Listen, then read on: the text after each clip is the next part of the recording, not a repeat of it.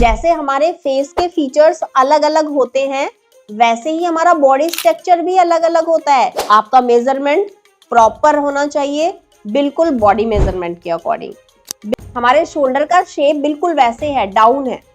अब डाउन है तो क्या होगा, हमें सपोर्ट की जरूरत है। कई बार होता है कि हमारी फ्रेंड आ गई है, हमने बातों के चक्कर में 1-2 मेजरमेंट लेना स्किप ही कर दिया, मतलब भूल गए, और फिर जब वो घर चली गई है तब हमें जाके याद आया, अरे ये तो मेजरमेंट लिया ही नहीं था। तो इसीलिए टॉप से स्टार्ट करना है और बॉटम तक लेकर आना है। जब भी आप किसी भी क्लाइंट की कुर्ती बनाते हैं तो आपको 3 चीजें ध्यान रखनी है। आपको इन 3 चीजों पर सबसे ज्यादा लर्निंग करनी है। जैसे कि बॉडी स्ट्रक्चर, किसी का भी मेजरमेंट ले रहे हैं तो आपको उनका बॉडी स्ट्रक्चर कम से कम 5 मिनट तक उनको देखना है, किस टाइप का बॉडी स्ट्रक्चर है। जब आप बॉडी स्ट्रक्चर को ध्यान से देखने लगेंगे, नोटिस करने लगेंगे, तो आपको छोटी छोटी चीजें भी पता चलने लगेंगी अपने आप ही। पहले तो हम ऐसा नहीं करते थे, हम फेस से दूसरे लोगों को पहचानते थे, लेकिन अब आपको बॉडी स्ट्रक्चर से पहचानना है। जैसे हमारे फेस के फीचर्स अलग अलग होते हैं, वैसे ही हमारा बॉडी स्ट्रक्चर भी अलग अलग होता है, किसी से किसी का मैच ही नहीं करता। इसीलिए हम किसी भी बॉडी स्ट्रक्चर पर कोई भी चार्ट या कोई भी ऐसा फॉर्मूला अप्लाई करने से पहले कई बार सोचते हैं, क्योंकि कई बार तो मैच कर जाता है, कई बार मैच नहीं करते। इसीलिए हम हमेशा बॉडी स्ट्रक्चर के अकॉर्डिंग काम करते हैं। इसीलिए हम ना तो कोई चार्ट यूज करते हैं, ना ही कोई फॉर्मूला ऐसा पर्टिकुलर कि हर बार एक ही फॉर्मूला यूज कर रहे हैं एक ही चीज को निकालने के लिए। क्योंकि कई बार ऐसा होता है, बॉडी स्ट्रक्चर चेंज होने की वजह से, बॉडी स्ट्रक्चर बहुत ज्यादा कॉम्प्लिकेटेड होने की वजह से हमारा वो रिजल्ट नहीं आता। क्यों? क्योंकि हम वहां पे वो फॉर्मूला अप्लाई कर रहे हैं, जिसकी वजह से उस बॉडी स्ट्रक्चर पर वो फॉर्मूला जा ही नहीं रहा है।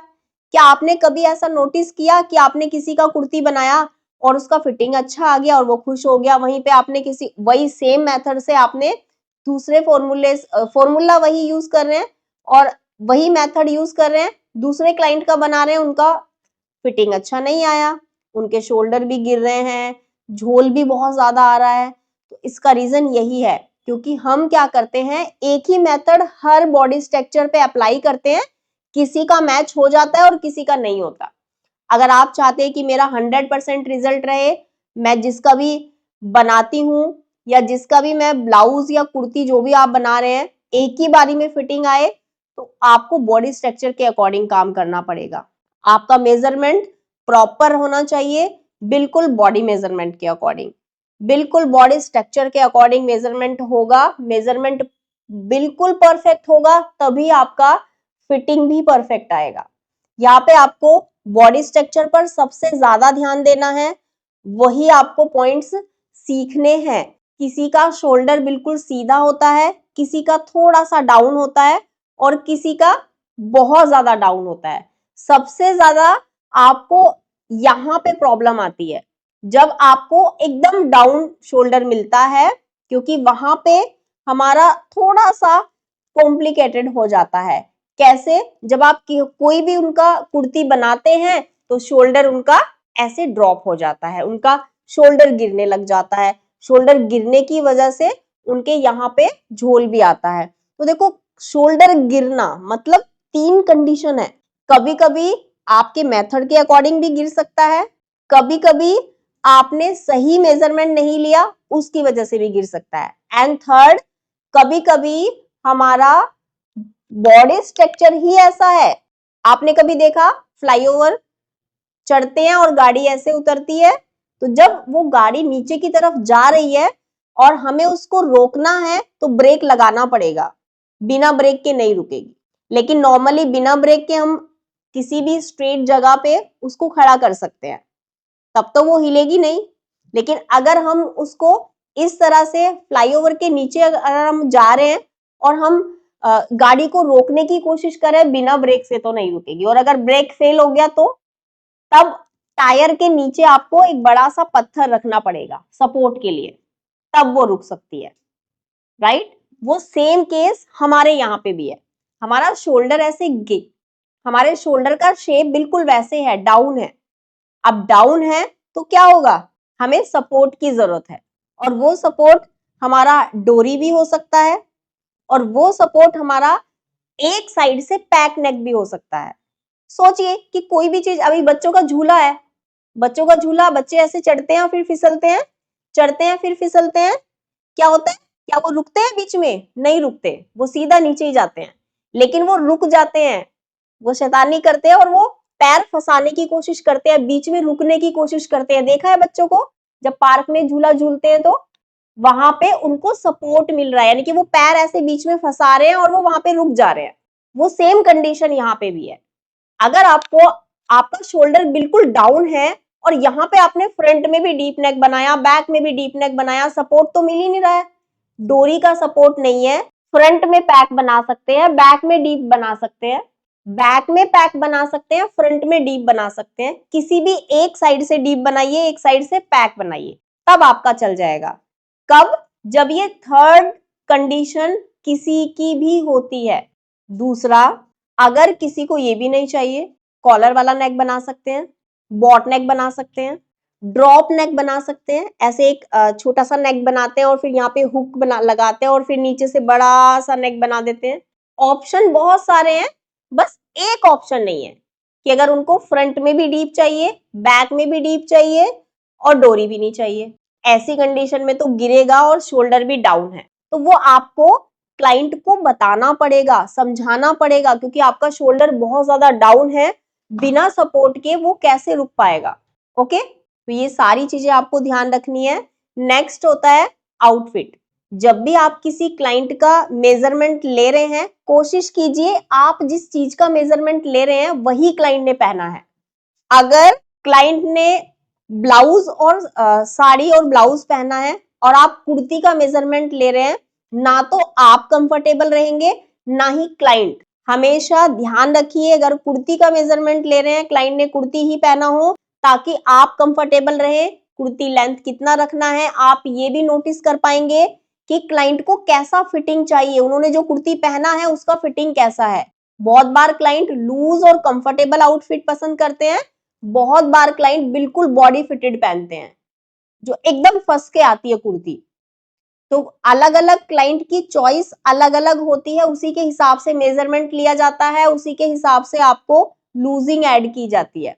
कई बार क्लाइंट को एकदम फिटिंग चाहिए तो आपको साइड में जिप देना पड़ेगा, वरना वो पहनेंगे कैसे, एकदम फिटिंग तो नहीं आ पाएगा ना। तो कई बार सिंपल कुर्ती में भी जिप लगाना पड़ता है, अगर क्लाइंट की चॉइस ऐसी है कि उसको बिल्कुल फिटिंग चाहिए। नेक्स्ट आते हैं मेजरमेंट। कुछ ऐसे पॉइंट्स मैं आपको बताऊंगी जब आपको मेजरमेंट लेते हुए ध्यान रखने हैं। हमेशा जब भी आप किसी का मेजरमेंट ले रहे हैं, आपको टॉप से स्टार्ट करना है। कई बार होता है कि हमारी फ्रेंड आ गई है, हमने बातों के चक्कर में एक दो मेजरमेंट लेना स्किप ही कर दिया, मतलब भूल गए, और फिर जब वो घर चली गई है तब हमें जाके याद आया, अरे ये तो मेजरमेंट लिया ही नहीं था। तो इसीलिए टॉप से स्टार्ट करो। अगर बातें भी कर रहे हैं, कुछ कन्वर्सेशन भी चल रहा है आपके और क्लाइंट के बीच में, आपको पता चल रहा है कि कोई नंबर स्किप हो गया है या कोई मेजरमेंट मैंने अभी तक नहीं लिया है जो यहाँ पे जगह खाली है, जैसे आपकी बिल बुक होती है, उस बिल बुक में ध्यान रखना है, वो सारे पॉइंट्स नोट होने चाहिए। टॉप से स्टार्ट करना है और बॉटम तक लेकर आना है।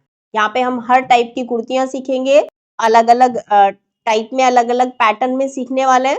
कई बार ऐसे होता है कि क्लाइंट का मेजरमेंट आपने ले लिया है और क्लाइंट कहता है कि मुझे आर्मोल में डार्ट नहीं चाहिए, और आपने नोटिस किया मेजरमेंट लेते हुए कि क्लाइंट का अपर बस्ट और बस्ट साइज में बहुत ज्यादा डिफरेंस है, कहां से कवर करोगे? डार्ट डालना ही पड़ेगा, ऑप्शन नहीं है। उनको बताना पड़ेगा कि अगर मैं डार्ट नहीं डालूंगी तो आपका यहाँ से लूज रहेगा, और अगर आप इस पूरी लूजिंग को डार्ट के अंदर चाहते हैं, मैं डार्ट में अंदर सेट कर दूं, तो फिर आपका यहाँ से बहुत अच्छा फिटिंग आएगा। तो उनको बताना है आपको, तभी उनको पता चलेगा। कई बार क्लाइंट कहता है कि मुझे डार्ट चाहिए, और आपने मेजरमेंट लिया, आपने नोटिस किया उनका अपर बस्ट और बस्ट साइज सेम है, तो वहां पे उनको डार्ट डालने की जरूरत नहीं है।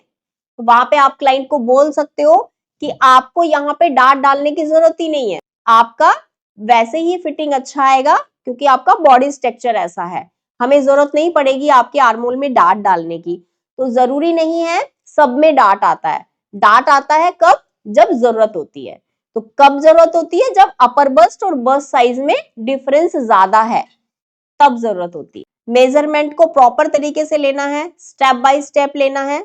सबसे पहले मेजरमेंट लेते हैं शोल्डर, सबसे पहले। तो आप नोट भी करते रहेंगे, जब मैं अब मेजरमेंट लूंगी तो आप साथ के साथ मेरा मेजरमेंट भी नोट करेंगे। सबसे पहले लेंगे शोल्डर, शोल्डर के बाद आपको आर्मोल लेना है। देखो, शोल्डर, फिर उसके बाद आर्मोल लेंगे, उसमें भी लेफ्ट और राइट दोनों साइड का लेना है, क्योंकि कभी कभी ये दोनों मेजरमेंट सेम भी आते हैं, कभी कभी दोनों मेजरमेंट अलग अलग भी आते हैं, और कभी कभी बहुत ज्यादा डिफरेंस होता है, 1 इंच से भी ज्यादा डिफरेंस होगा। अलग अलग कंडीशन में अलग अलग होता है। आपको आर्मोल लेना है दोनों साइड का। आप अपनी एक हैबिट बना ले, या तो आप लेफ्ट वाला पहले ले या राइट वाला पहले ले, या फिर लेफ्ट वाले के साइड में लेफ्ट वाला लिख दें, राइट वाले के साइड में राइट वाला लिख दें। इसके बाद आपको लेना है फ्रंट क्रॉस। फ्रंट क्रॉस के बाद बैक क्रॉस लेंगे। खुद का बैक क्रॉस नहीं ले सकते, मैं जब मेजरमेंट लूंगी तब मैं आपको बताऊंगी आपको क्या करना है। इसके बाद आपको लेना है अपर बस्ट, इसके बाद लेना है bust size, waist size, hip size and total length. आपको वेस्ट लेंथ भी लेना है और हिप लेंथ भी लेना है कि चाक आपको कहां से ओपन रखना है, ये मेजरमेंट आपके पास होना चाहिए। एपेक्स पॉइंट आपके पास जरूर होना चाहिए। हर साइज में, हर बॉडी स्ट्रक्चर पे अलग अलग एपेक्स पॉइंट आता है। अगर मैं यहाँ पर 36 साइज के कम से कम यहाँ पे 10 क्लाइंट खड़ा कर दूं, 36 साइज है, मतलब बस्ट साइज सबका सेम है, 10 के 10 लोगों का बस्ट साइज सेम है, लेकिन सबका एपेक्स पॉइंट अलग आएगा हाइट के हिसाब से। और कई लोगों का आपने देखा है, हमारा बॉडी का सेंटर पॉइंट होता है हमारी नेवल। कई लोगों का आपने देखा है ना, टांगे बहुत लंबी होती हैं और ऊपर वाला पार्ट छोटा होता है। कई लोगों का देखा होगा, टांगे थोड़ी छोटी होती हैं और ऊपर वाला पार्ट बड़ा होता है। कभी कभी ऐसा भी होता है। तो इसीलिए एपेक्स पॉइंट आपका ऊपर नीचे होता रहेगा, अगर साइज सेम है तब भी। आपको फोकस सिर्फ और सिर्फ मेजरमेंट पे करना है, कोई चार्ट नहीं, कोई फॉर्मूला नहीं, सिर्फ और सिर्फ मेजरमेंट परफेक्ट होना चाहिए, दैट्स इट। इसके बाद आपको स्लीव्स लेना है। स्लीव्स में आपको 4 मेजरमेंट की जरूरत पड़ेगी। सबसे पहले आपको लेना है स्लीव्स लेंथ, उसके बाद लेना है स्लीव्स फिटिंग, उसके बाद लेंगे बाइसेप्स एंड लास्ट आर्मोल, जो आप ले चुके होते हैं। ये चारों मेजरमेंट आपको चाहिए स्लीव्स की कटिंग करने के लिए। ये सिर्फ और सिर्फ कुर्ती के लिए मेजरमेंट है,